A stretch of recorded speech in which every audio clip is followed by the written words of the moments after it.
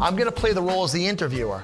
Now, there's either the director or the producer on set who's generally the highest level. So when you're working with a crew, especially a crew that you're hired, like a hired freelancer, you have to respect the authority.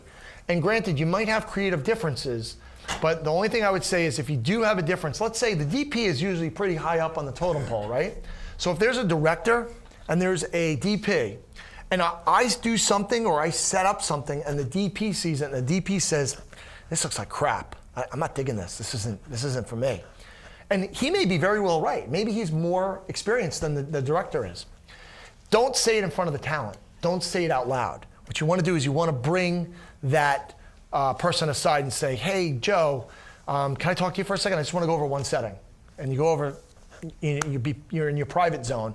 You say, Joe, I gotta tell you, man, I don't like this framing. It bugs me, and this is the reason why it bugs me. If I do this instead, I think it's gonna look better. Check it out, let me show you. Boom, you do it. Actually, yeah, you're right, Joe, I like that better. Okay, goes back. And there's no egos hurt, nobody's embarrassed, and that chain of command still stays there. If you ridicule somebody on set, especially higher than you, you may very well not get called back again. So it's just something to know. It's just the game you gotta play. But you'll run into situations all the time where you may be more talented or experienced than the person who's higher level than you, but it is what it is. I've worked with producers. Generally, if there's no director on set, if you're the DP, and there's a producer on set, a lot of times the producer is the highest in command.